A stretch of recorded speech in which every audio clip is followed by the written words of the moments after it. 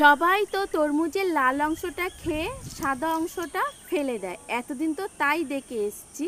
তো আমি একটা পাশের বাড়ির বৌদিকে দেখলাম যে সাদা অংশটা ফেলছে না, ওইটাকে রান্না করে খাচ্ছে। তো আমি বৌদিকে বললাম যে তুমি এই সাদা অংশটা রান্না করে খাচ্ছ। বলছে এটাকেও খেতে খুব ভালো লাগে, আমিও কোনো দিন খাইনি, তবে এখন ইউটিউবে দেখছি সবাই এরকম রান্না করছে, সাদা অংশটাও কেউ ফেলছে না, সবজি রান্না করে খাচ্ছে। তো কেমন লাগে? তো আমি আজকে রান্না করে দেখব যে সাদা অংশটা রান্না করে খেতে কেমন লাগে। তো আমি ওর জন্য একটা বাজার থেকে তরমুজ কিনে নিয়ে এলাম। এবার লাল অংশটাকে আমি প্রথমে তরমুজটাকে ভালো করে ধুলাম, ধুয়ে কেটে নিয়ে লাল অংশটাকে বের করে নিয়েছি। এবার এটাকে আমি ট্রেটার সমেত আমি ফ্রিজের মধ্যে রেখে দেব। আর এই সাদা অংশটা যে উপরের খোসাটা আছে সেই খোসাটা আমি ফেলে দিচ্ছি, সবুজ কালারের খোসাটা ভালো করে কেটে ফেলে দিচ্ছি। তো এবার আমি সাদা অংশটাকে আমি এবার পাতলা পাতলা করে কেটে নেব, যেরকম আর কি দেখেছি। আমি কোনো দিন খাইনি, আমিও এই ফার্স্ট টাইম রান্না করছি, তাও আমি বৌদির দেখলাম বলে তাই বলছি। আমার বৌদিরও একটা ইউটিউব চ্যানেল আছে, সেও এরকম ভিডিও বানায়। তো আমি বৌদিকে বলছি কি তুমি এই রান্নাটা কোথায় শিখেছো? বৌদি বলছে আমি ইউটিউব থেকেই দেখে শিখেছি। তো সবাই দেখছি কি এরকম তরমুজের সাদা অংশটা কেউ আর ফেলছে না, সাদা অংশটা এরকম রান্না করে খাচ্ছে। তো আমি বৌদিকে বলছি তুমি খেয়েছো তো কেমন লেগেছে? বলছে আমি এখনও খাইনি, তবে খাবো, তুই খেলে খেতে পারিস।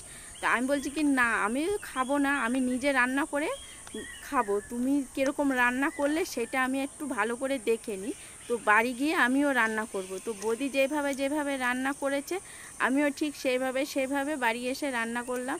তো পাতলা পাতলা করে কেটে এবার আমি গরম জলের মধ্যে তরমুজটাকে দিয়ে দিচ্ছি, মানে তরমুজের সাদা অংশটাকে। এটা যতক্ষণ সেদ্ধ হবে, এবার আমি একটুখানি এটাকে ঢেকে দেবো। এবার এটা যতক্ষণ সেদ্ধ হবে ওদিকে আমি একটা মশলা বানিয়ে নেব। যে মশলাটা হচ্ছে, আমি একটা মিক্সার জারের মধ্যে আদার টুকরো নিয়ে নেব, আর নিয়ে নেব রসুন, আর নিয়ে নেব কাঁচা লঙ্কা। এটাকে আমি ভালো করে পেস্ট বানিয়ে নিয়েছি, না তার সাথে একটু পেঁয়াজও নিয়েছি। দেখো আমাদের বাগানে কত সুন্দর বড় বড় ফুটবলের মতো লাল লাল ফুল হয়েছে, খুব সুন্দর লাগছে না দেখতে? তো ওদিকে আমার দেখো তরমুজের খোসাটা ভালো সেদ্ধ হয়ে গেছে, মানে সাদা অংশটা, ওটা মুখে খোসাই চলে আসছে। ওটাকে এতদিন খোসাই জেনে এসছি যে। তো আমার সাদা অংশটা সেদ্ধ হয়ে গেছে, ওটাকে আমি তুলে নিচ্ছি।